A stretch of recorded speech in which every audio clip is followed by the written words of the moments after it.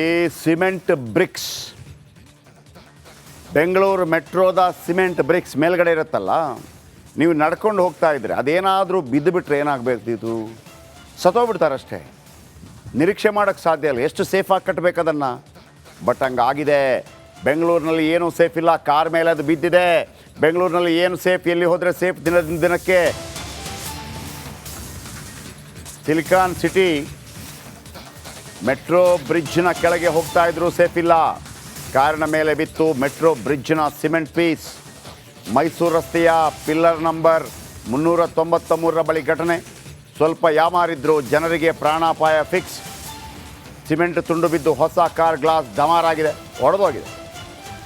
ಡ್ಯಾಮೇಜ್ಗೆ ಪರಿಹಾರ ನೀಡಿ ಅಂತ BMRCLಗೆ ದೂರು ಕೊಟ್ಟಿದ್ದಾರೆ ಆತ. ಮಾಡಬೇಕು ಕೂಡ. ಸ್ಥಳದಲ್ಲಿ ಪರಿಶೀಲನೆ ನಡೆಸಿದ BMRCL ಸಿಬ್ಬಂದಿ. ಈ ವಿಜುವಲ್ ನೋಡಿ ನೋಡಿ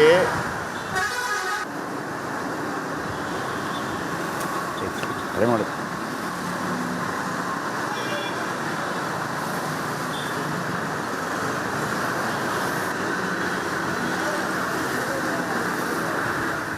ಕಟ್ಟಾಗಿ ಬಿದ್ದಿದೆ ಗಾಡಿ ಮೇಲೆ.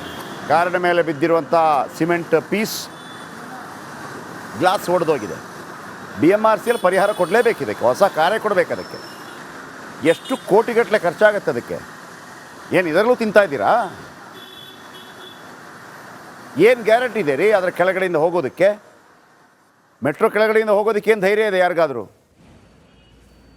ಈ ಥರ ಬೀಳ್ತಾ ಇದ್ದರೆ ನೀವು ಖಂಡಿತವಾಗ್ಲೂ ಕಳಪೆ ಕಾಮಗಾರಿಯಿಂದಲೇ ಬೀಳೋದು, ಅಥವಾ ನೀವು ಕರೆಕ್ಟಾಗಿ ನೋಡ್ಕೋತಾ ಇಲ್ಲ. ನೋಡಿ ಇದು ಪರಿಸ್ಥಿತಿ. ಇದನ್ನು ಹೆಚ್ಚು ತೋರಿಸೋಕ್ಕೂ ನಮಗೆ ಸರಿ ಆಗ್ತಾ ಇಲ್ಲ. ಯಾಕೆಂದರೆ ಮೆಟ್ರೋದ ಬಗ್ಗೆ ಒಂದು ಕೆಟ್ಟ ಸಂದೇಶ ಹೋಗಬಾರ್ದು ಅನ್ನೋಂಥ ಒಂದು ಕಳಕಳಿ ನಮಗೂ ಇದೆ. ಇದರ ಬಗ್ಗೆ ಅಲ್ಲೊಂದು ಪ್ಲಾಸ್ಟರ್ ಆಫ್ ಪ್ಯಾರಿಸೋ ಏನೋ ಒಂದು ಮಾಡ್ಬೋದಲ್ಲ, ನೋಡಿಬಿಟ್ಟು ಹಾಗೆ ಬಿಟ್ಬಿಟ್ಟಿದ್ದಾರೆ, ಬಿದ್ದೋಗ್ಬಿಡ್ತು. ಯಾವುದೋ ಮಂತ್ರಿ ತಲೆ ಮೇಲೆ ಬೀಳಬೇಕಿತ್ತು. ಕಾರ್ ಹೋಗ್ತಾ ಇರುತ್ತಲ್ಲ ಉಯ್ ಅಂತ, ಆಗ ಬೀಳಬೇಕಿತ್ತು, ಆಗ ಗೊತ್ತಾಗ್ತಾ ಇತ್ತು. ಆಗ ಮೆಟ್ರೋ ಪಿಲ್ಲರ್ ನಂಬರ್ 394. ಅವರ ವೀಕ್ಷಕರು ಇಂಥದ್ದೇನಾದರೂ ನಿಮಗೆ ಕಾಣ್ತಾ ಇದ್ದರೆ ಕೆಲವು ಫೋಟೋ ತೆಗೆದು ಆ ಕಡೆ ಈ ಕಡೆ ಸ್ವಲ್ಪ ಸೋಷಲ್ ಮೀಡಿಯಾದಲ್ಲಿ ಹಾಕಿ. ಈ ಸರ್ಕಾರಗಳಿಗೆ ಸ್ವಲ್ಪ ಅಂದಾಜಾಗಲಿ. ನೆಕ್ಸ್ಟ್, ನಿನ್ನೆ ಬೆಳಿಗ್ಗೆ ಸರಿಸುಮಾರು 7:20ಕ್ಕೆ ಬೆಂಗಳೂರಿಂದ ಮೈಸೂರು ಕಡೆಗೆ ಹೋಗ್ತಾಯಿದ್ರಿ ಸರ್. ಒಂದು ಫ್ಯಾಮಿಲಿ ಫಂಕ್ಷನ್ ಇತ್ತಂತ.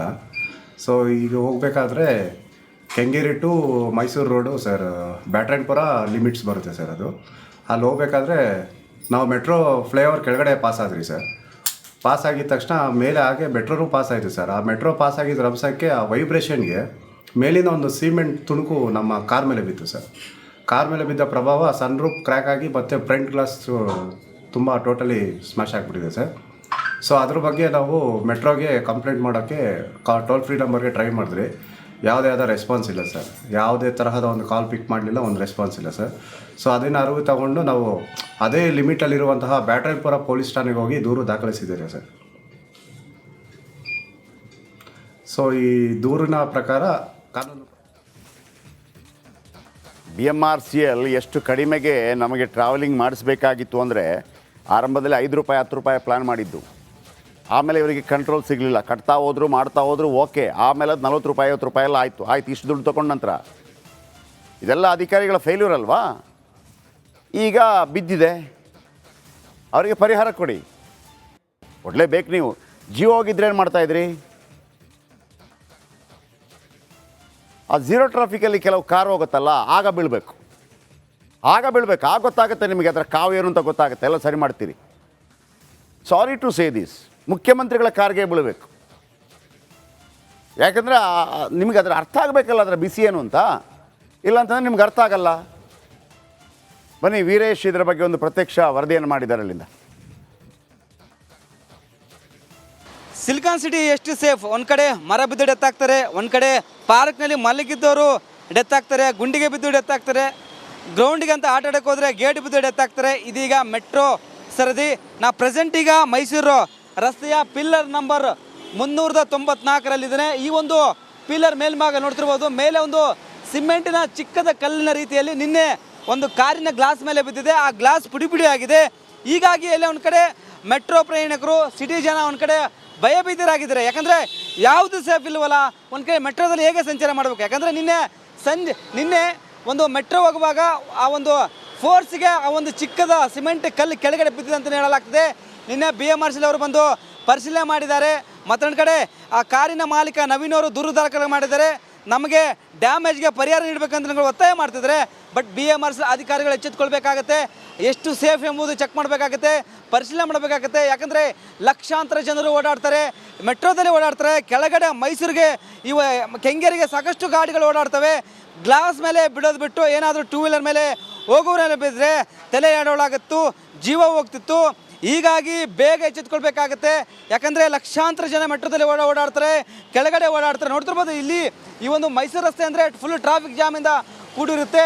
ಈಗೀಗ ಎಷ್ಟು ಸೇಫ್ ಎಂಬುದು ಒಂದು ಕಡೆ ಭಯಭೀತರಾಗಿದ್ದಾರೆ. ಯಾಕಂದರೆ ಸಿಲಿಕಾನ್ ಸಿಟಿಯಲ್ಲಿ ಯಾವುದೂ ಸೇಫ್ ಇಲ್ಲ. ಗುಂಡಿಗಳಿಂದ ಸಾಯ್ತಾರೆ, ಮರಗಳಿಂದ ಸಾಯ್ತಾರೆ, ಗೇಟ್ ಬಿದ್ದು ಸಾಯ್ತಾರೆ, ಪಾರ್ಕ್ನಲ್ಲಿ ಮಲ್ಕೊಂಡ್ರೆ ಸಾಯ್ತಾರೆ. ಇದಕ್ಕೆ ಮೆಟ್ರೋ ಸರಿದಿ.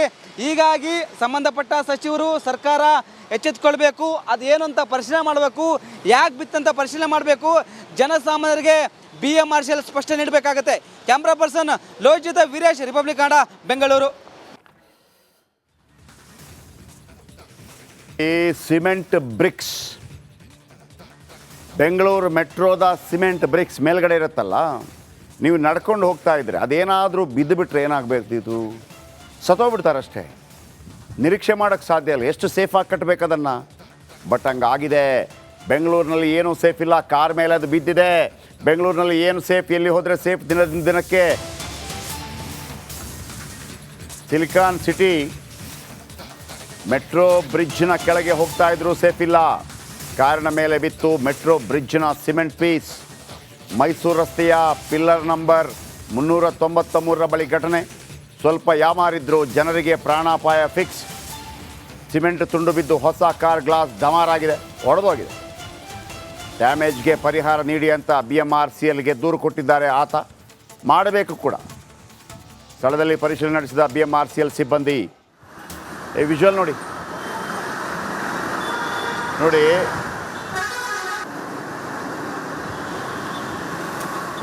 ಅದೇ ಮಾಡಿ.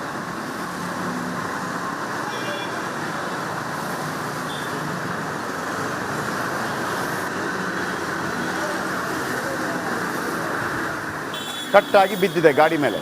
ಕಾರಿನ ಮೇಲೆ ಬಿದ್ದಿರುವಂಥ ಸಿಮೆಂಟ್ ಪೀಸ್ ಗ್ಲಾಸ್ ಒಡೆದೋಗಿದೆ. BMRCL ಪರಿಹಾರ ಕೊಡಲೇಬೇಕು ಇದಕ್ಕೆ, ಹೊಸ ಕಾರೇ ಕೊಡಬೇಕು ಅದಕ್ಕೆ. ಎಷ್ಟು ಕೋಟಿಗಟ್ಟಲೆ ಖರ್ಚಾಗತ್ತೆ ಅದಕ್ಕೆ. ಏನು ಇದರಲ್ಲೂ ತಿಂತಾ ಇದ್ದೀರಾ? ಏನು ಗ್ಯಾರಂಟಿ ಇದೆ ರೀ ಅದರ ಕೆಳಗಡೆಯಿಂದ ಹೋಗೋದಕ್ಕೆ? ಮೆಟ್ರೋ ಕೆಳಗಡೆಯಿಂದ ಹೋಗೋದಕ್ಕೆ ಏನು ಧೈರ್ಯ ಇದೆ ಯಾರಿಗಾದರೂ? ಈ ಥರ ಬೀಳ್ತಾ ಇದ್ದರೆ ನೀವು ಖಂಡಿತವಾಗ್ಲೂ ಕಳಪೆ ಕಾಮಗಾರಿಯಿಂದಲೇ ಬೀಳೋದು, ಅಥವಾ ನೀವು ಕರೆಕ್ಟಾಗಿ ನೋಡ್ಕೋತಾ ಇಲ್ಲ. ನೋಡಿ ಇದು ಪರಿಸ್ಥಿತಿ. ಇದನ್ನು ಹೆಚ್ಚು ತೋರಿಸೋಕ್ಕೂ ನಮಗೆ ಸರಿ ಆಗ್ತಾ ಇಲ್ಲ. ಯಾಕೆಂದರೆ ಮೆಟ್ರೋದ ಬಗ್ಗೆ ಒಂದು ಕೆಟ್ಟ ಸಂದೇಶ ಹೋಗಬಾರ್ದು ಅನ್ನೋಂಥ ಒಂದು ಕಳಕಳಿ ನಮಗೂ ಇದೆ.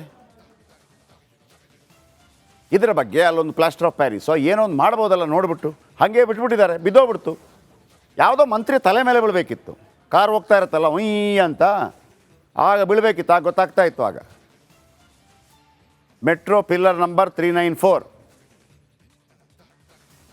ಆಮೇಲೆ ವೀಕ್ಷಕರು ಇಂಥದ್ದೇನಾದರೂ ನಿಮಗೆ ಕಾಣ್ತಾ ಇದ್ದರೆ ಕೆಲವು ಫೋಟೋ ತೆಗೆದು ಆ ಕಡೆ ಈ ಕಡೆ ಸ್ವಲ್ಪ ಸೋಷಲ್ ಮೀಡಿಯಾದಲ್ಲಿ ಹಾಕಿ. ಈ ಸರ್ಕಾರಗಳಿಗೆ ಸ್ವಲ್ಪ ಅಂದಾಜಾಗಲಿ. ನೆಕ್ಸ್ಟ್,